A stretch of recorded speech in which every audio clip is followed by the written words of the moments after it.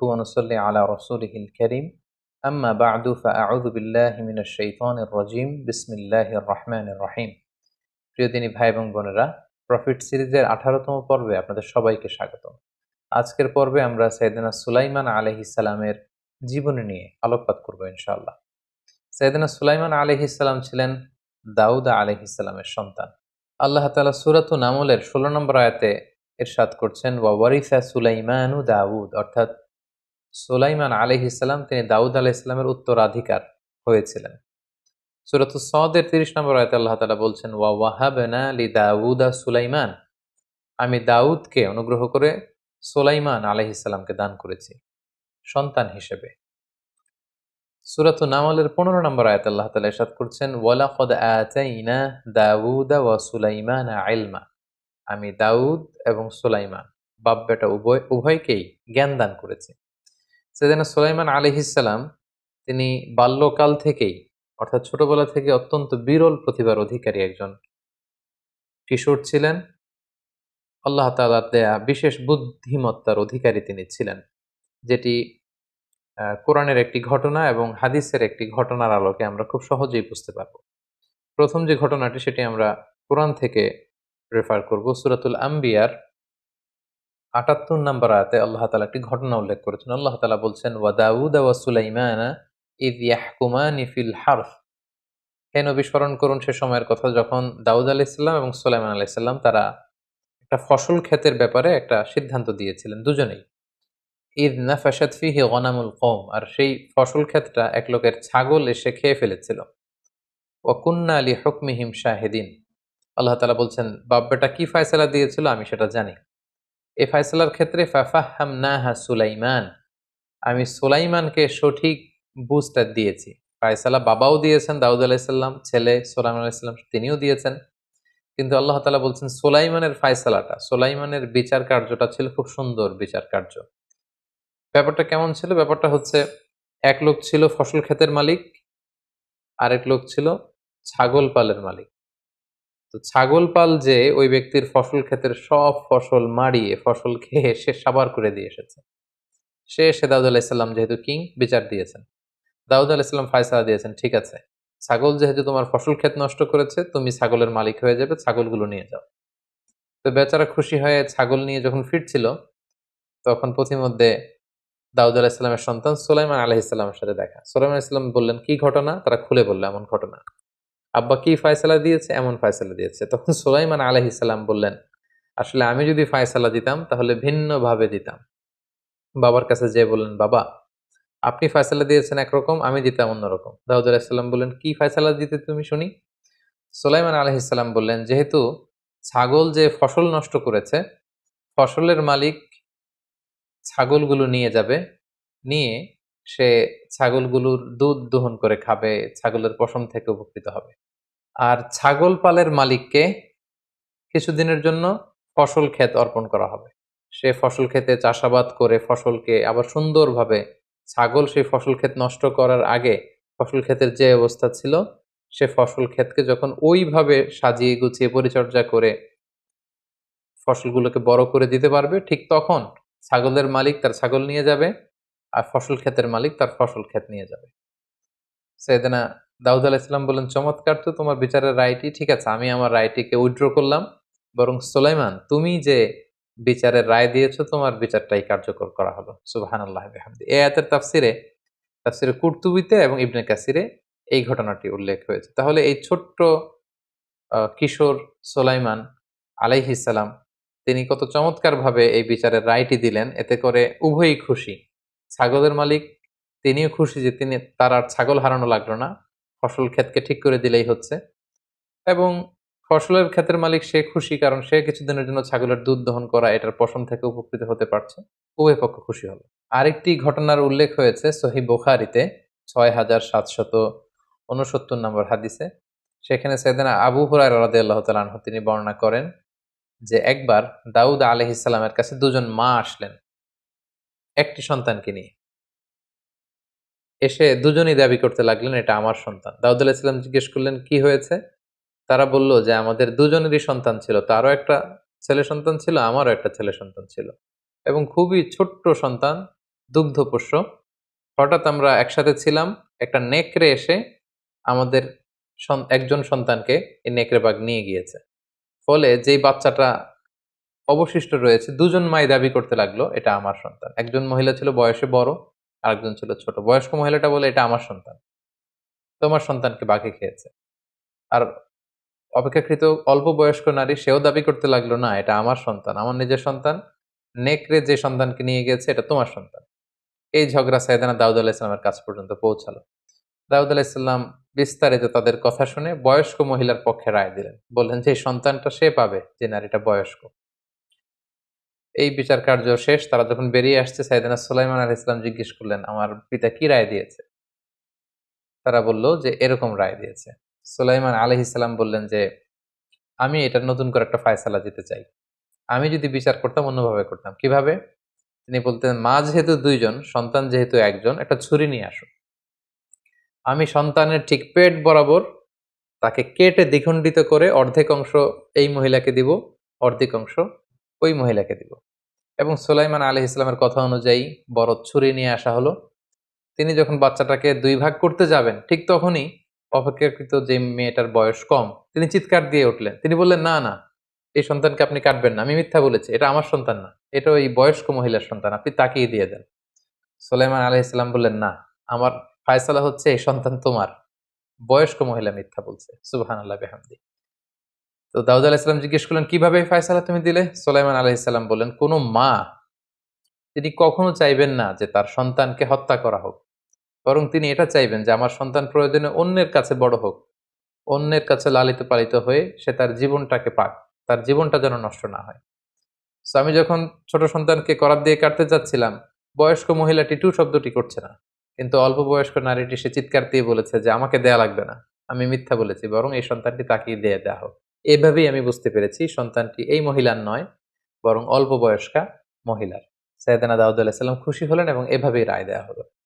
সম্মানিত সুধী, তাহলে দেখুন, কোরআনের একটি ঘটনা এবং সহিহ বুখারীর আরেকটি ঘটনা থেকে আমরা বুঝতে পারি যে ছোটবেলা থেকেই আল্লাহর নবী সুলাইমান আলাইহিস সালাম কতটা বুদ্ধিমত্তার অধিকারী ছিলেন।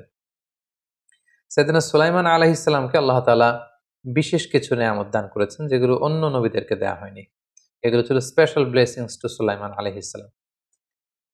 কারণ সাইয়েদনা সুলাইমান আলাইহিস সালাম আল্লাহ তাআলার কাছে এটা চেয়ে নিয়েছিলেন, এই বিশাল সাম্রাজ্য, এই বিশাল ক্ষমতা তিনি আল্লাহ তাআলার কাছে দোয়া করে চেয়ে নিয়েছিলেন। তিনি দোয়া করেছিলেন, ক্বালা রাব্বি ইগফিরলি ওয়াহাবলি, হে আল্লাহ আপনি আমাকে ক্ষমা করুন আর আমাকে ওয়াহাবলি মুলকান লা ইয়ানবাগি লিআহাদিন মিন বা'দি, আমাকে এমন সাম্রাজ্য, এমন কিংডম, এমন রাজত্ব দান করুন যেটা আমার পরে আর কাউকে দেয়া হবে না। আল্লাহ তাআলা এই দোয়া কবুল করেছেন।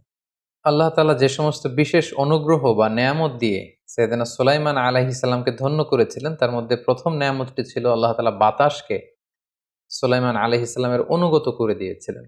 তিনি যেদিকে চাইতেন আল্লাহ তাআলার আদেশে বাতাস ওই দিকে প্রবাহিত হতো।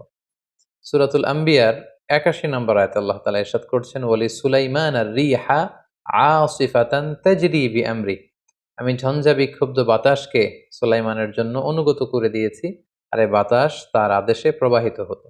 সাইয়েদনা সুলাইমান আলাইহিস সালাম যখন সাগরে জাহাজ দিয়ে ভ্রমণ করতেন, আমরা জানি যে পালতোলা জাহাজ যখন বাতাস পায় তার অনুকূলে, এটার গতি বেড়ে যায় এবং আল্লাহ তাআলা বাতাসের ঝঞ্ঝা বিক্ষুব্ধ গতিকে সুলাইমান আলাইহিস সালামের জাহাজকে সাগরের এক প্রান্ত থেকে অন্য প্রান্তে নিয়ে যাওয়ার জন্য তিনি ব্যবস্থা করে দিতেন। সূরাতুস সাবার ১২ নম্বর আয়াতে আল্লাহ তাআলা ইরশাদ করছেন, ওয়ালি সুলাইমান আর-রিহা গুদুহা শাহরুন ওয়া রাওয়াহুহা শাহর, অর্থাৎ আমি সুলাইমানের জন্য বাতাসকে বশীভূত করে দিয়েছি এবং এই বাতাসের সাহায্যে তিনি সকালে ১ মাসের পথ, সন্ধ্যায় ১ মাসের পথ অতিক্রম করতে পারতেন। সুবহানাল্লাহি ওয়া বিহামদিহি। ২ নম্বর যে নেয়ামতটি আল্লাহ তাআলা দিয়েছিলেন সেটি হচ্ছে সাইয়েদনা সুলাইমান আলাইহিস সালাম তিনি তামা গলিয়ে নরম করতে পারতেন। মজার ব্যাপার হচ্ছে ওনার পিতা দাউদ আলাইহিস সালামকে আল্লাহ তাআলা দিয়েছিলেন লোহা গলানোর মুজিজা, আর ওনার পুত্র সুলাইমান আলাইহিস সালামের জন্য ছিল তামা গলানোর মুজিজা। আল্লাহ তাআলা বলছেন, ওয়া আসালনা লাহু আইনাল কিতর, আমি সুলাইমানের জন্য তামাকে গলিয়ে গলিয়ে প্রবাহিত করেছি। এটা দিয়ে সাইয়েদনা সুলাইমান আলাইহিস সালাম অনেক কিছু তৈরি করতে পারতেন। ৩ নাম্বার যে বিশেষ নেয়ামতটি আল্লাহ তাআলা সাইয়েদনা সুলাইমান আলাইহিস সালামের জন্য বরাদ্দ করেছিলেন সেটা হচ্ছে জিনদের উপর ওনার কন্ট্রোল ছিল। কর্তৃত্ব ছিল, নিয়ন্ত্রণ ছিল। নবীদের মধ্যে কোন নবীকে আল্লাহ তাআলা জিনদের প্রতি এতটা কর্তৃত্ব পরায়ণ করেননি যেমনটা তিনি করেছিলেন সাইয়েদনা সুলাইমান আলাইহিস সালামকে। আল্লাহ তাআলা বলছেন ওয়ামিনাল জিন্নি মান ইয়া'মালু বাইনা ইয়াদাইহি বিইذনি রাব্বিহ। আল্লাহর আদেশে জিনেরা ওনার সামনে কাজ করত। যেটাই অর্ডার করত জিনরা সেটা তামিল করত, করে দিত। ওমা ইয়াজিগ মিনহুম আন আমরিনা নুযিকহু মিন আযাবিস সাঈর। আর যারা ওনার অর্ডার অমান্য করত তাদেরকে তিনি শাস্তিও দিতেন। কি কাজ করত জিনেরা সুলাইমান আলাইহিস সালামের জন্য? ইয়া'মালুনা লাহু মা ইয়াশা। জিনেরা সুলাইমান আলাইহিস সালামের জন্য তাই করতেন যেটা তিনি চাইতেন। যেমন কি করতেন আল্লাহ তাআলা কয়েকটি উল্লেখ করেছেন। এক হচ্ছে মিম মাহারিব, বড় বড় মেহরাব বানাতেন তিনি জিনদেরকে দিয়ে, টাওয়ার বানাতেন, গম্বুজ বানাতেন। ওয়া তামাসিল, বড় বড় ভাস্কর্য বানাতেন জিনদেরকে দিয়ে, বড় বড় স্থাপনা বানাতেন। ওয়া জিফানিন কাল জাওয়াব, বড় বড় পানির চৌবাচ্চা বানাতেন, পানির আধার যেখানে তিনি পানি প্রিজার্ভ করে রাখতেন। ওয়া কুদুরির রসিয়াত, আর বড় বড় উঁচু ডেক, পাতিল যেখানে বিশাল রান্নাবান্নার আয়োজন হতো। এই বিশাল কর্মযজ্ঞগুলো কিন্তু সাইয়েদনা সুলাইমান আলাইহিস সালাম জিনদের দিয়ে তিনি আঞ্জাম দিতে পারতেন। সূরাতুল আম্বিয়ার ৮২ নম্বর আয়াতে আল্লাহ তাআলা ইরশাদ করছেন ওয়ামিনাশ শায়াতিনি মাইয়াগুসুনা লাহু ওয়া ইয়া'মালুনা আমালান দুনা যালিক। আর জিন শয়তানদের মধ্য থেকে একদল আছে যাদেরকে দিয়ে তিনি ইয়াগুসুনা লাহু, সাগরের নিচে ডুবুরি হিসেবে পাঠাতেন। তারা সাগরের ভেতর যে অনেক মণি মাণিক্য সিন্ধু সেচে মুক্তা নিয়ে আসতো। ওয়া ইয়া'মালুনা আমালান দুনা যালিক, আরো অনেক কাজ তিনি তাদের দিয়ে করাতেন। সূরা সদের ৩৮ নম্বর আয়াতে আল্লাহ তাআলা বলছেন ওয়া শায়াতিনা কুল্লা বান্নাইন ওয়া গাওয়াস। তিনি শয়তান জিনদেরকে দিয়ে নির্মাণ শ্রমিকের কাজ করাতেন। বড় বড় টাওয়ার, বড় বড় স্থাপনা, বড় বড় ইমারত নির্মাণে তিনি জিনদেরকে নির্মাণ শ্রমিক হিসেবে ব্যবহার করতেন। ওয়া গাওয়াস, এবং জিনদেরকে ডুবুরিদের মতো কাজে লাগাতেন, সাবমেরিন হিসেবে জিনদেরকে কাজে লাগাতেন। তাদেরকে বলতেন যে সাগরের নিচে ডুব দিয়ে বিশাল বড় সাগরে, মহাসাগরে যে এই জিনিসগুলো নিয়ে আস, এবং তারা মুহূর্তের মধ্যে সেগুলো করে দিত। ওয়া আখরিনা মুকাররানিনা ফিল আসফাদ, এবং যারা সুলাইমান আলাইহিস সালামের আদেশ অমান্য করত তাদেরকে তিনি শিকল দিয়ে বন্দী করে রাখতেন। এভাবে তিনি জিনদেরকে, অবাধ্য জিনদেরকে শাস্তি দেওয়ারও ক্ষমতা অর্জন করেছিলেন।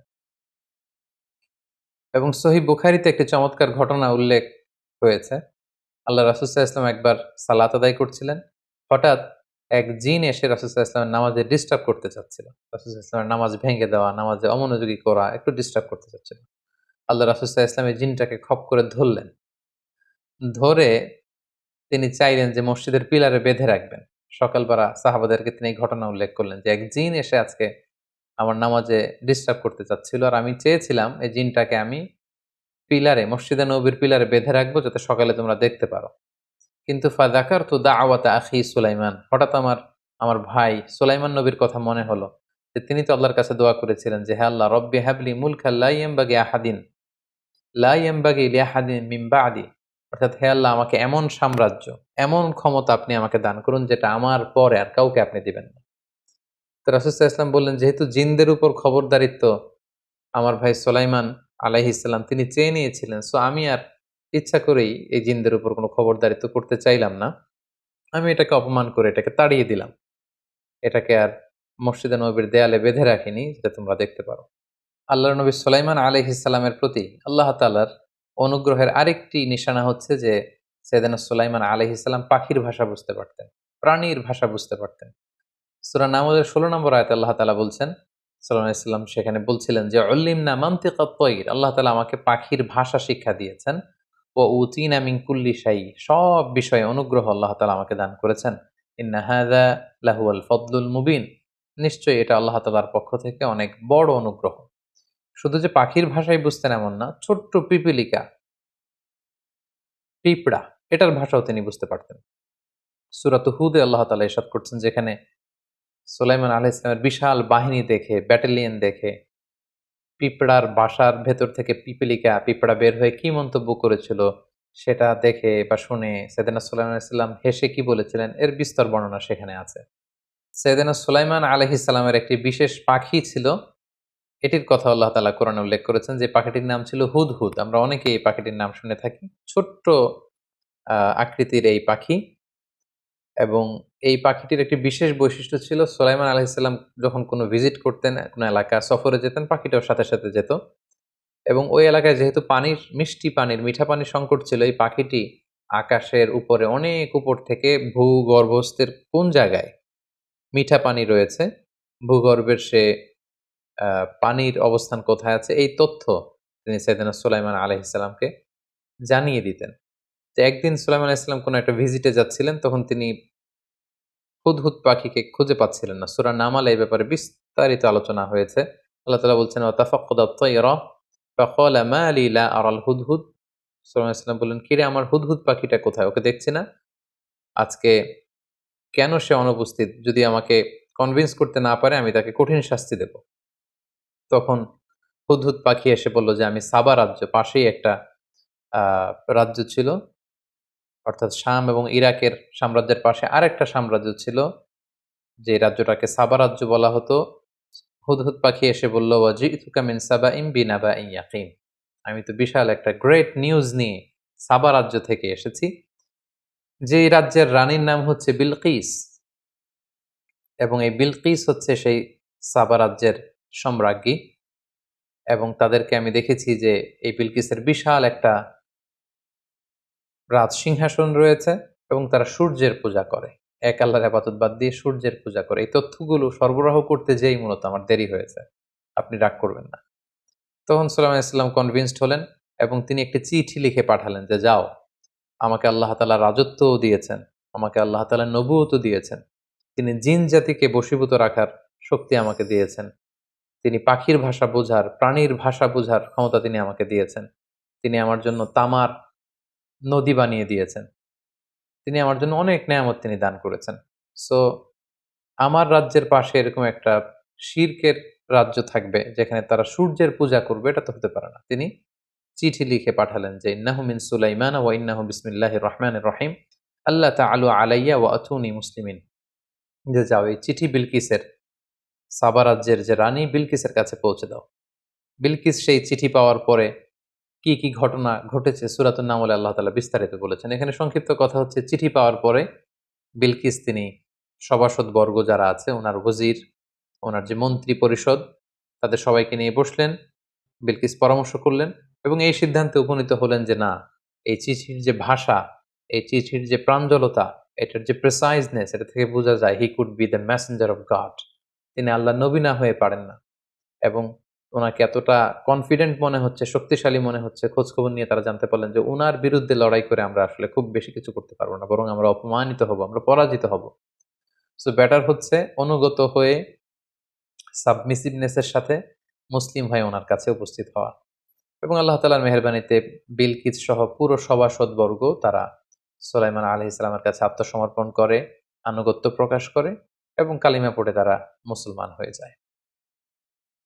সাইয়েদনা সুলাইমান আলাইহিস সালাম ওনার মৃত্যুর ঘটনা এবং বাইতুল মুকাদ্দাস নির্মাণের ঘটনাটা একেবারে ওতপ্রোতভাবে জড়িত, ব্যাপারেও সূরা সাবায় আল্লাহ তাআলা উল্লেখ করেছেন।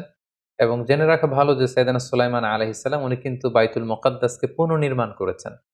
আমরা, আপনাদের মনে থাকবে আমাদের সাইয়েদনা ইয়াকুব আলাইহিস সালামের পর্বে, বিশেষ করে ইসহাক আলাইহিস সালামের পর্বে আমরা কিন্তু এগুলো উল্লেখ করেছি যে উনারা কিভাবে বাইতুল মুকাদ্দাসকে নির্মাণ করেছিলেন। এবং সবশেষে সুলাইমান আলাইহিস সালাম নবীদের মধ্য থেকে কিন্তু এই বাইতুল মুকাদ্দাসকে পুনর্নির্মাণ করার, রিবিল্ড করার কিন্তু এই সুযোগ তিনি লাভ করেছিলেন, এবং সেখানেই আল্লাহ নবী সুলাইমান আলাইহিস সালাম ইন্তেকাল করেছিলেন।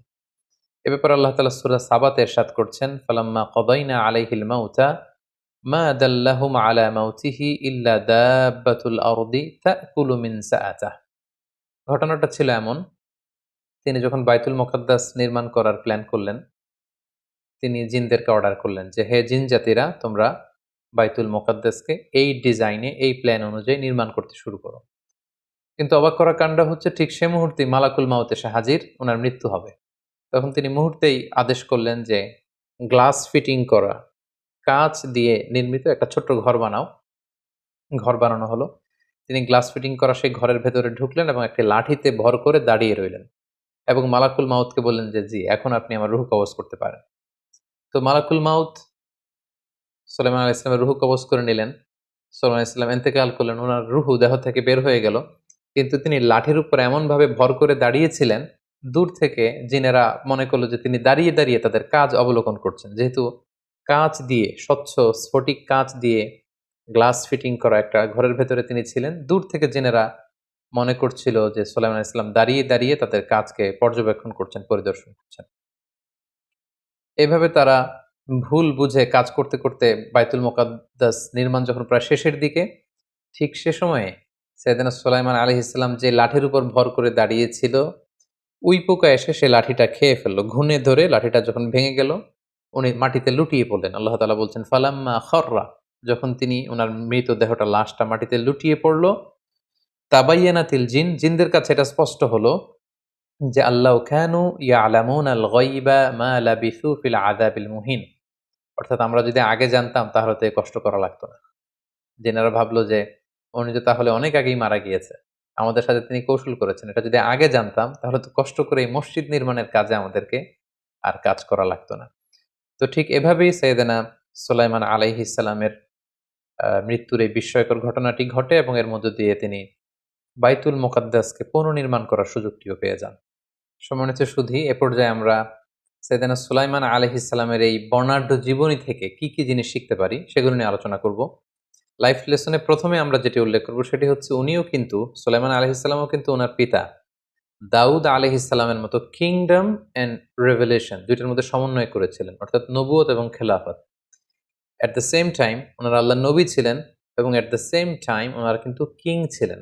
কিন্তু ওনাদের এই এম্পায়ার, ওনাদের এই রাজত্ব, এই বিশাল সাম্রাজ্য কিন্তু ওনাদের দিন পালন থেকে, ওনাদের আধ্যাত্মিকতা থেকে ওনাদেরকে দূরে সরাতে পারেনি, বরং ওনারা নবুয়ত এবং খেলাফত দুইটার মধ্যে সমন্বয় করেছেন। ফলে ধার্মিক ব্যক্তিরা, যাদের মধ্যে আধ্যাত্মিকতা রয়েছে, যাদের মধ্যে ধার্মিকতা রয়েছে, যাদের মধ্যে আল্লাহ ভীরুতা রয়েছে, তারা যে সমাজের নেতৃত্ব দিতে পারবে না, জাতির নেতৃত্ব দিতে পারে না, ব্যাপারটি কিন্তু এমন নয়। বরং আল্লাহ নবীরাই কিন্তু এটা প্রমাণ করেছেন যে ওনারা অ্যাট দ্য সেম টাইম লিডারও ছিলেন, অ্যাট দ্য সেম টাইম ওনারা প্রফেটও ছিলেন।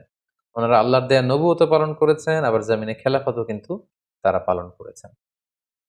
দ্বিতীয় যে বিষয়টি আমরা শিখতে পারি সেটা হচ্ছে, যারা বয়োজ্যেষ্ঠ, বড় বা সিনিয়র, তারাই যে সবসময় সঠিক হবেন এমনটা নাও হতে পারে।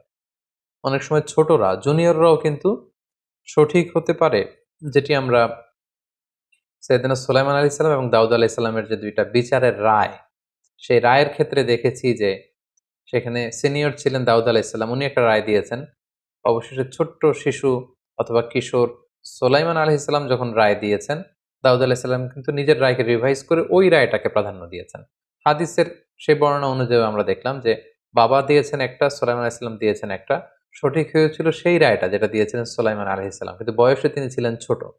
তাই সিনিয়র হলেই, বয়স হলেই যে তিনি সবসময় ঠিক হবেন, সঠিক বলবেন এমনটা নাও হতে পারে। কখনো কখনো বড়রাও ভুল করতে পারে, তার বিপরীতে ছোটরাও সঠিক কাজটা করতে পারে। এটা আমরা সাইয়েদনা সুলাইমান আলাইহিস সালামের জীবনী থেকে বুঝতে পারলাম। ৩ নাম্বার আরেকটি বিষয় আমরা ওনার জীবনী থেকে শিখতে পারি, সেটি হচ্ছে যে মৃত্যুর নির্ধারিত একটি সময় আছে এবং এই সময়টি সবার ক্ষেত্রেই প্রযোজ্য। অন টাইমে এটা আসে। এটা আল্লাহর ওয়ালি হোক, সে নেককার বান্দা হোক, চাই নবী হোক, যেই হোক না কেন। আল্লাহ তাআলা বলছেন, ওয়ালিকুল্লি উম্মাতিন আজাল ফাইযা জাআ আজালুহুম লা ইস্তাখিরুনা সাআতাও ওয়া লা ইস্তাকদিমুন। প্রত্যেক ব্যক্তির জন্য আল্লাহ তাআলা মৃত্যুর নির্ধারিত সময় রেখেছেন এবং সেই সময়টা যখন আসবে এটা ১ সেকেন্ড আগেও আসবে না, পরেও আসবে না। আমরা সুলাইমান আলাইহিস সালামের ক্ষেত্রে দেখলাম যে তিনি প্ল্যান করেছিলেন, অভিপ্রায় রেখেছিলেন যে তিনি বাইতুল মুকাদ্দাস নির্মাণ করবেন। কিন্তু শেষ হওয়ার আগেই কিন্তু মৃত্যু চলে আসলো। ১ সেকেন্ড দেরিও করার সুযোগ তিনি পাননি। সো মৃত্যুর নির্ধারিত সময়ের জন্য আমাদের প্রত্যেকের প্রস্তুত থাকতে হবে। ৪ নাম্বার যে বিষয়টি আমরা শিখতে পারি সেটি হচ্ছে, এই পৃথিবীতে গায়েব জানেন কেবলমাত্র শুধুমাত্র একমাত্র আল্লাহ তাআলা। আল্লাহ ছাড়া কেউ গায়েব জানে না। এমনকি জিনেরাও জানে না, ফেরেশতারাও জানে না। তার প্রমাণ, জিনেরা যখন দেখলো সুলাইমান আলাইহিস সালাম কাঁচ দিয়ে নির্মিত ঘরের ভেতর দাঁড়িয়ে আছেন, তারা ভেবেছিল যে সুলাইমান আলাইহিস সালাম তিনি জীবিত আছেন। আসলে তিনি কিন্তু জীবিত নেই। তিনি মৃত অবস্থায় একটা লাঠির উপর ভর দিয়ে দাঁড়িয়েছিলেন। এবং যখন সেই উই পোকা লাঠিটাকে খেয়ে ফেললো, লাঠি ভেঙে পড়ল, তিনি লুটিয়ে পড়লেন, ঠিক তখন জিনেরা বুঝতে পারল যে আসলে তিনি তো আমাদের সাথে কৌশল করেছেন। আগে থেকে জানলে তো এত কষ্ট আমাদের পোহাতে লাগতো না। এই ঘটনা এবং কোরআনের এই আয়াত প্রমাণ করে যে জিনেরাও অদৃশ্যের ব্যাপারে কিছু জানে না, গায়েবের ব্যাপারে কিছু জানে না।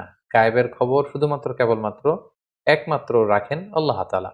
আল্লাহ তাআলা খুব সুস্পষ্টভাবে ঘোষণা করছেন, কুল লা ইয়ালামু মান ফিস সামাওয়াতি ওয়াল আরদিল গায়বা ইল্লাল্লাহ। এই পৃথিবীতে আকাশে জমিনে যে যেখানেই থাক না কেউ গায়েব জানে না, একজন ছাড়া, তিনি হচ্ছেন আল্লাহ। আল্লাহ ছাড়া কারো পক্ষে গায়েব জানা সম্ভব না। এই ব্যাপারটি আমরা জানতে পারলাম। এরপর ৫ নম্বরে যে ব্যাপারটি আমরা শিখতে পারি সেটা হচ্ছে, যিনি আদর্শ নেতা হবেন তার একটা বৈশিষ্ট্য হচ্ছে তার যে সাবঅর্ডিনেট আছে তাদের খোঁজ খবর নেয়া। তার টিম মেম্বার যারা আছে তাদের খোঁজ খবর নেয়া। তার আওতায় যারা কাজ করে তাদের খোঁজ খবর রাখা। যেটা কিন্তু আমরা সুলাইমান আলাইহিস সালামের জীবনী থেকে পাই যে ওনার একটা স্পেশাল পাখি ছিল, হুদহুদ পাখি, যে মরুভূমিতে পানির সন্ধান দিত, কোথায় মিঠা পানি আছে এর সন্ধান সে দিতে পারত। তো একদিন যখন তিনি হুদহুদকে দেখছেন না, তিনি কিন্তু হুদহুদের কথা ভুলে যাননি। তিনি খোঁজ নিচ্ছেন যে আমার হুদহুদ কোথায়, কোথায় গেল? সে উপস্থিত নেই কেন? তার আসতে দেরি হচ্ছে কেন? এই যে যারা সাবঅর্ডিনেট, যারা আপনার অধীনস্থ আছে, তাদের খোঁজ খবর নেয়া, তারা আসলো কিনা, তারা অন টাইমে কাজ করলো কিনা, তাদের সুবিধা অসুবিধা দেখা, এগুলো কিন্তু একজন আদর্শ নেতার বৈশিষ্ট্য। যেটি আমরা সাইয়েদনা সুলাইমান আলাইহিস সালামের এই ঘটনা থেকে কিন্তু শিখতে পারি। ৬ নাম্বার যেটা আমরা শিখতে পারি সেটা হচ্ছে কনসালটেশন, এটা সবসময় কল্যাণ বয়ে নিয়ে আসে। অর্থাৎ পরামর্শ ভিত্তিক কাজ করা। যে পরামর্শ করে সে কখনো বিপদগামী হয় না। যেটা আমরা বিলকিসের স্টোরি থেকে দেখতে পাই। সুলাইমান আলাইহিস সালাম যখন উনাকে চিঠি লিখে পাঠালেন যে আমার আনুগত্য করো, মুসলিম হয়ে ফিরে আসো, তিনি চাইলেই কিন্তু আ এই চিঠির বিপরীতে পাল্টা চিঠি লিখতে পারতেন, ঔদ্ধত্য প্রদর্শন করতে পারতেন। তিনি সেটা করেননি। তিনি সভাসদবর্গের সাথে, উনার লোকদের সাথে তিনি পরামর্শ করেছেন। এবং পরামর্শের ফলে বিচক্ষণ লোকেরা এই পরামর্শটাই দিয়েছে, এটাই বেরিয়ে এসেছে যে উনার বিরুদ্ধে আসলে লড়াই করে জয়লাভ করা এটা একেবারে অসম্ভব। বরং উনার কাছে আত্মসমর্পণ করে উনার সাথে মিউচুয়ালি চলে যাওয়াটাই হচ্ছে আমাদের জন্য ভালো সিদ্ধান্ত, এবং তিনি সেটা নিয়েছেন। এবং এই সুন্দর সিদ্ধান্তে তিনি পৌঁছতে পেরেছেন কিন্তু শুধুমাত্র কনসালটেশনের কারণে, শুরার কারণে। এবং ইসলামও কিন্তু আমাদেরকে শুরা ভিত্তিক কার্যক্রমের ব্যাপারে উৎসাহ প্রদান করে। আল্লাহ তাআলা সূরাতুশ শুরাতে ইরশাদ করছেন, ওয়া আমরুহুম শুরা বাইনাহুম। বিশ্বাসীদের বৈশিষ্ট্য হচ্ছে তারা কোনো ডিসিশন মেকিং প্রসেসে তারা একে অপরের সাথে পরামর্শ করে নেয়। কারণ যেখানেই পরামর্শ হবে সেখানে আল্লাহ তাআলা বরকত নাযিল করেন। এই ব্যাপারটি আমরা জানতে পারলাম। ৭ নাম্বার যে ব্যাপারটি আমরা শিখতে পারি সেটা হচ্ছে, আ যিনি ট্রু লিডার তার একটা বৈশিষ্ট্য হচ্ছে সবসময় তিনি কনফ্লিক্ট কে এড়িয়ে চলতে চাইবেন। তিনি সংঘর্ষে জড়াতে চাইবেন না। তিনি দ্বন্দ্বে জড়াতে চাইবেন না। তিনি সহজে যুদ্ধ বাজাতে চাইবেন না। বরং তিনি সবসময় একটা পিসফুল, হারমোনিয়াস একটা সলিউশন তিনি কিন্তু খুঁজবেন। এবং যেটা কিন্তু আমরা আ সুলাইমান আলাইহিস সালামের সাথে বিলকিসের যে ঘটনা, সেখানে বিলকিসের এই বুদ্ধিমত্তা কিন্তু আমরা দেখেছি। তিনি যুদ্ধে জড়াতে চাননি। তিনি যুদ্ধ এড়িয়ে তিনি সন্ধি চুক্তি করতে সচেষ্ট হয়েছেন। এই ব্যাপারটি কিন্তু আমরা এখান থেকে শিখতে পারি। সবশেষে ৮ নম্বরে আমরা যেটা শিখতে পারি সেটা হচ্ছে কারো এফোর্টকে ছোট করে দেখা ঠিক না। এটা যেই হোক, যে কারো এফোর্ট, সে যদি সিনসিয়ারলি কাজ করে তার এই এফোর্টের দ্বারা অনেক কিছু হতে পারে। যেমন হুদহুদ পাখির এই ছোট্ট এফোর্টের কারণে একটা বিশাল জনগোষ্ঠীর হেদায়েতের উপলক্ষ কিন্তু এই হুদহুদ পাখিটা হয়েছিল।